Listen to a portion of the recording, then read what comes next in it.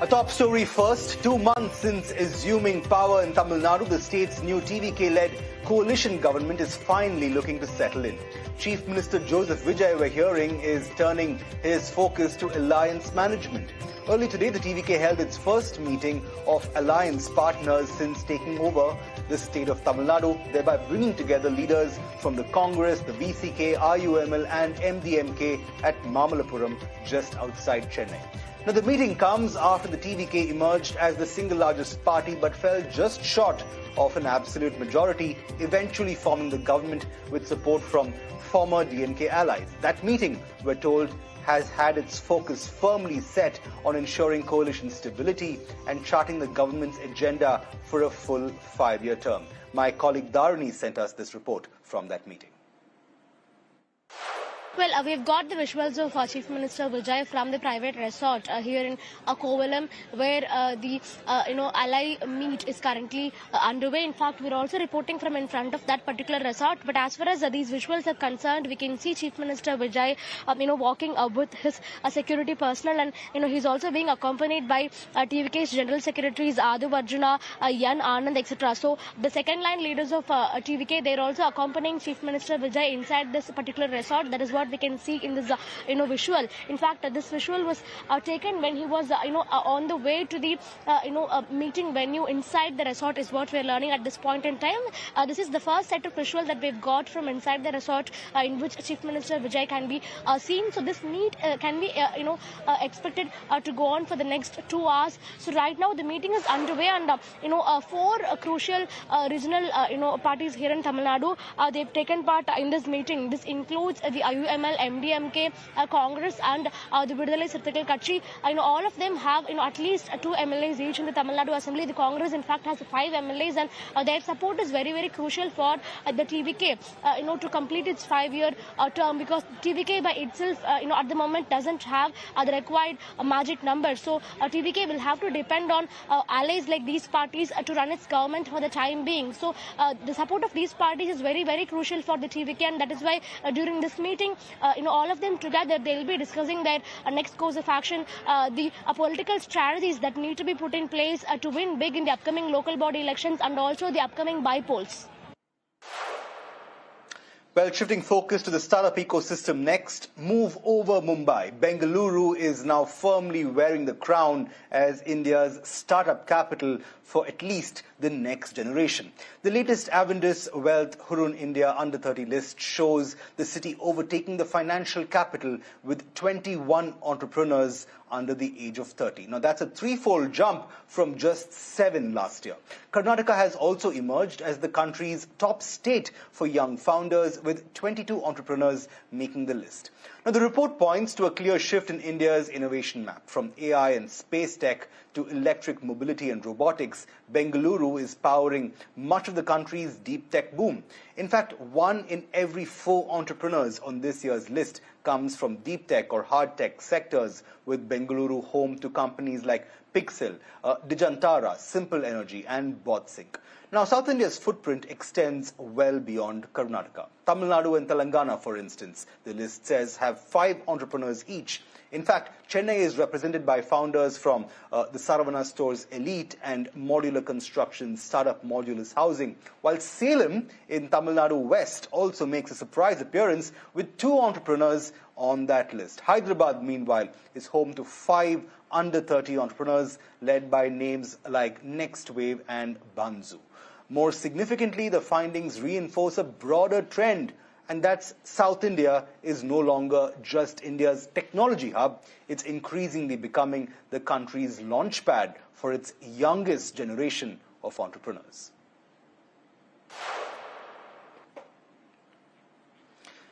Moving on, Chennai-based Residency Hotels is on the expansion fast lane. In a rare and exclusive chat with ET Now, the hospitality group has said it is finally looking to expand beyond its 8 branded properties in South India, even as new properties in Mysuru and Maldives take form and shape.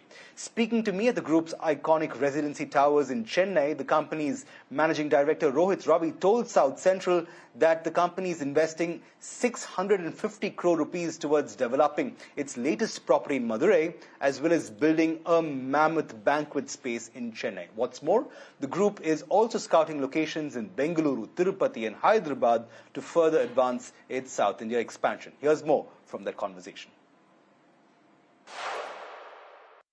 Yes, absolutely. It's a very exciting time for us at our group and at our company. We have just inaugurated our hotel in Madurai. It's a 191-room hotel with a very big banquet facility. I think one that the South hasn't seen, 80,000 square feet. It's in fact bigger than any hotel in Chennai itself. And we really feel that the South has potential. And being a group from the South, we feel that we understand the South well. And a property like this is needed in cities like Madurai. Tier 2 India is booming. I mean, we only have perhaps 200,000 branded hotel rooms in the country. Countries like China have 5 million rooms. America has 5 million rooms, so we're really undersupplied. So there's tremendous opportunity and runway for growth. Absolutely. So let's break down this expansion plan for a bit, Rohit. Essentially, the Madurai launch, of course, like you said, it's an iconic one. Where do you see inventory going from here once this launch pipeline is completed? How many rooms will hit the market, and which are the markets that we're talking about within the South region itself? So I think we are looking at very qualitative room expansion.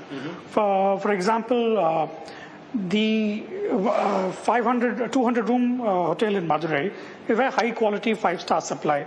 So we are looking at a lot of F&B revenue as well.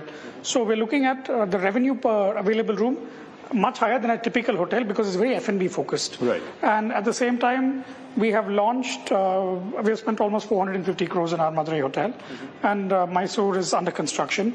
And next month, we'll be launching our convention annex block in this hotel, which is coming up at an investment of 200 crores. So we're not having any room addition here, but we're having facility addition where that is going to enhance the offering of the group. So if you take Maldives for that matter, the villas in hotels are probably 80 to 90 villas or 100 villas. But a single resort there can do the revenue of 10 hotels in India. Right. So we're looking at growth very differently. So I would look at it as the amount of investment and capital that we put in has more measure than the number of keys. Right. Yeah. So interesting there. It's a very interesting approach itself. So let me ask you, 450 here, 200 there. What's that investment plan that you have for yourself in these new properties? I mean, so if you really look at what we have already invested and launched between this month and next month, 450 crores in Madurai. And in this hotel, we have as you can see, this is a fully renovated space. Right. And including Madurai, we have used WOW architects from Singapore. We have, including the banquet and the renovation cost in this block, we have spent almost 300 crores in adding the new banquet center and renovating this property. Right. So we are really taking it to real international standards, automation in all rooms, Toto nearest in all rooms, new F&B concepts. Stunning interiors, no compromise on materials. We want to be the market leader. We don't, beyond just a transit travel, we want it to be a place for staycations, leisure, destination weddings. We're adding more than 30,000 square feet of banqueting space in this hotel in the center of Chennai, which is one of India's largest cities. So There's tremendous potential. And I think when you have time, you can have a look at our banquet block. It's again the stunning glass facade. It's the escalators, the 6 elevators. I mean, you see what's happening in Mumbai with these large convention spaces like Geo and in other cities. I think in Madurai, we have done, and in Chennai, we have done what suits the market here. And I think the whole tailwinds that the sector has is amazing. Absolutely. So we want to kind of ride that and capitalize on it. Yeah. So I have to ask you that, given the fact that you have these plans, you've always been a rather Tamil Nadu-centric brand in a way, right? 8 properties in Tamil Nadu. Yes. Of course, I'm not counting the Maldives one, which is in the works. Yeah. Mysuru is also happening even as we speak. Yeah. Beyond the state itself, Rohit, where do you go from here in terms of launches? I think definitely the South has a tremendous potential. So beyond Mysuru, we're looking at a few more locations in the South outside Tamil Nadu. And we feel that the South is the right place for us to grow the business, especially since a lot of our customers are based from other markets in the South and North India. Right. So the people who are staying in our hotels in Chennai or Coimbatore or Madurai or Rameshwaram or Pondicherry are mostly people who are coming from outside Tamil Nadu, and many from Chennai, because Right. Chennai is the feeder market for a lot of these other markets. So we have a lot of brand recall in other markets as well, because they're traveling to our destinations in the South. Right. So we feel we have to capitalize on that by expanding in more locations. Right. So instead of doing an ad hoc North Indian location, we want to focus on the South and kind of build a chain of hotels where, in every 3-4 hours we have hotels. So which cities are these that you're looking at beyond Mysore? So we're looking, other than Mysore, we're looking at Kumbakonam and Trichy as of now. But again, both in Tamil Nadu? Both in Tamil Nadu, but that is immediate. But beyond that, we're looking at multiple locations. I think, multiple. We're looking at Bangalore, we're looking at Tirupati, we're looking at Hyderabad. So we're looking at all these cities. Right. And even as you embark on this expansion plan, Rohit, where does the hospitality market shape up at this time and place? The fact is, you are essentially seeing growth. Yeah. What is that growth number like as far as the overall market is concerned that I'm guessing you will be banking on? And which segments are doing well for the market itself? So clearly we're seeing a double-digit growth, even same-store growth. That means the same hotel is delivering a double-digit growth. We can see that definitely happening. In terms of the euphoria in the hospitality industry, it's great. But I think one must exercise caution as well, because in this euphoria, a lot of capital chases the industry, and oversupply happens or overcommitment happens, and stress arises out of this. Like what happened in India in 2012, 2013, where we had a lot of inventory coming in every market, and there were more people who actually lost money than made money. Obviously, we are very cautious investors. We are in the business for 34 years, so we understand it's a very cyclical business. We like the real estate quality of the business. We like the fact that the asset ownership nature of the business, that goes well with our investment philosophy. And I think we'll continue on this path, and we want to build on our success. Even the Maldives, this is our second resort. So we already have a first resort in the Maldives that's operational for 10 years, which we have tied up with the St. Regis brand, which is operational. It's just 10 years it's been operating. So obviously that's given us a lot of expertise on really doing a high-end hotel of a global standard, which I think probably we're one of the first Indian real estate developers to build an international resort of that quality, of a brand of that scale.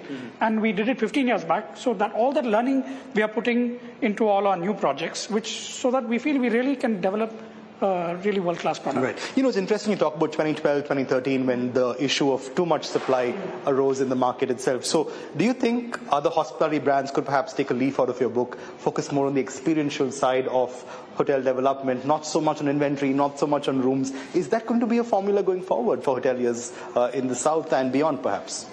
I think so. I think that just adding rooms is going to be the way forward, because I think the quality of rooms, 60 luxury rooms versus 200 basic rooms versus 300 very large super minimum service rooms. There's different markets. So I think we have to pick which market can take which product. So I think that's important. But I think the quality of investors in the sector are much more savvy than in 2012-13. Right. Today, the nature of hotel ownership is not necessarily individuals, but they are listed companies. Right. Like there are multiple listed. You must have seen over the last 2-3 years, multiple hotel platforms being listed.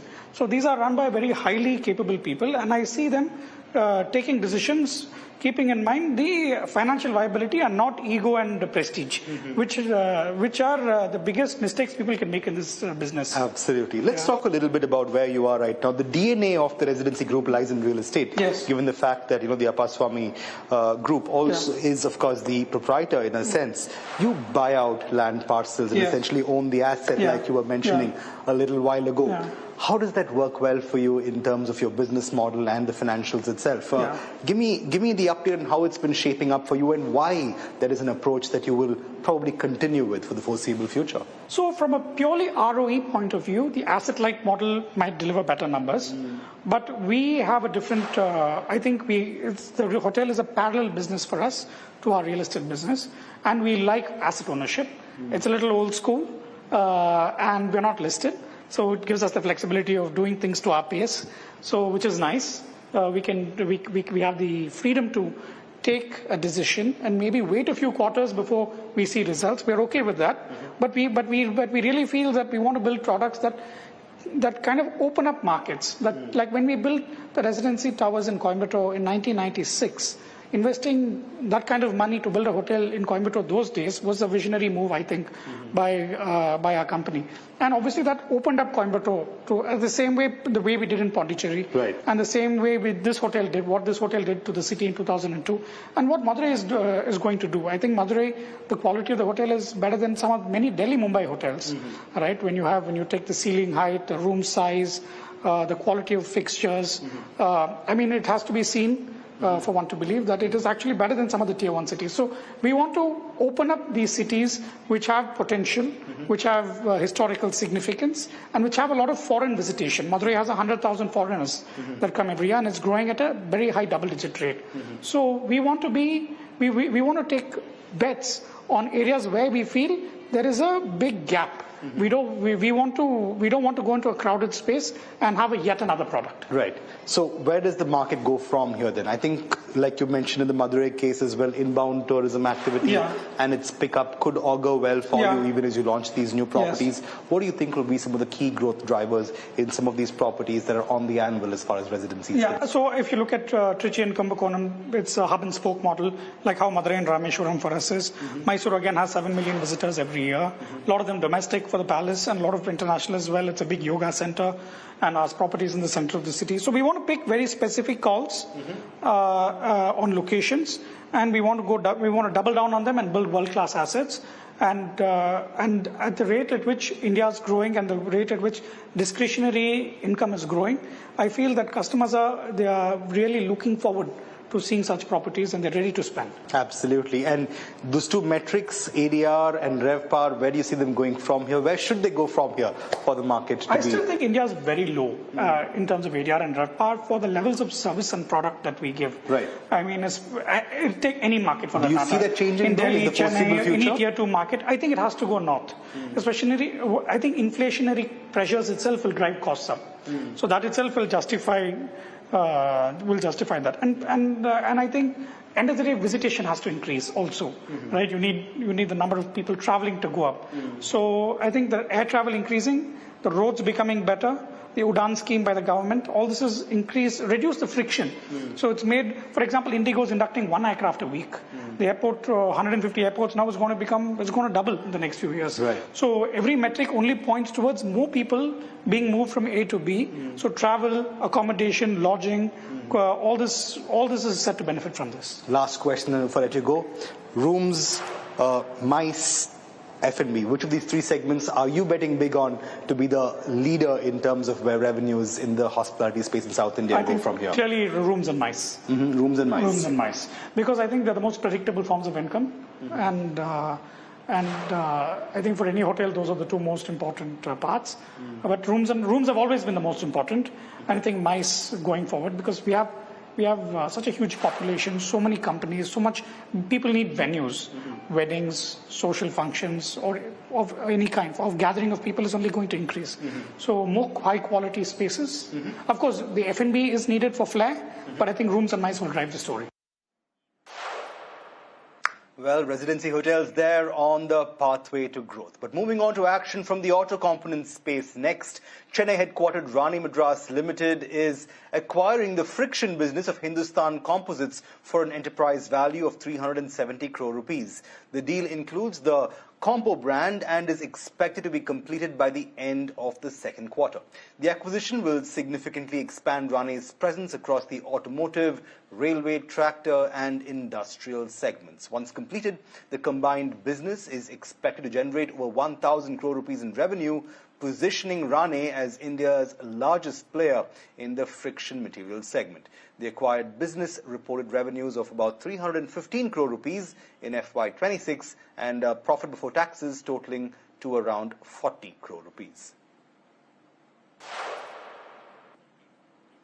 Moving on, Andhra Pradesh is continuing to attract big-ticket manufacturing investments. Home appliances maker EPAC Durable has secured state government approval for a 1,084 crore rupee investment under Andhra Pradesh's Electronics Manufacturing Policy 4.0. The proposed investment, along with its wholly owned subsidiary, will expand manufacturing of room air conditioners, washing machines, televisions, small domestic appliances and key components at Sri City.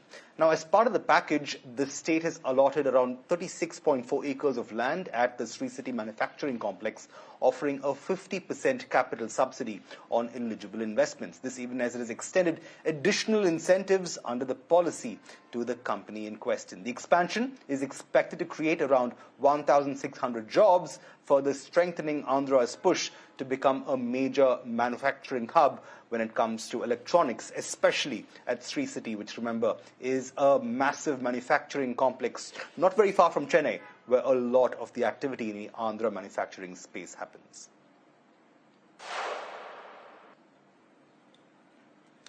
Now, passengers flying through Hyderabad airport will have an additional fee to contend with. Now, this is rather interesting simply because it comes even as a time when the city is recalibrating its user development fee for its airport. Now, GMR Hyderabad International Airport has proposed a new tariff structure to the airport's Economic Regulatory Authority that would cut the user development fee, or the UDF, for departing domestic passengers by nearly 23%. So that's from 790 rupees, which is the present day fee. It goes down to 610 rupees per passenger.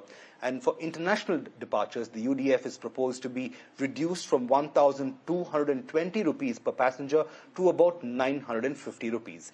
But at the same time, the airport now wants to introduce a UDF on arriving passengers, and this will be only for the first time ever that the airport in question is doing this. The proposal is about 305 rupees for domestic arrivals and 475 rupees for international arrivals. The proposals will now go through the AERA's public consultation and approval process before any revision comes into effect. Now, the proposed changes are aimed at rebalancing how the airport recovers its costs rather than increasing the overall burden on travelers. Hyderabad Airport, remember, currently handles over 25 million passengers every year and is in the middle of a major expansion plan that will increase its capacity to 34 million passengers per year over the next phase. The revised tariff structure is intended to support that expansion while spreading airport charges more evenly between departing and arriving passengers.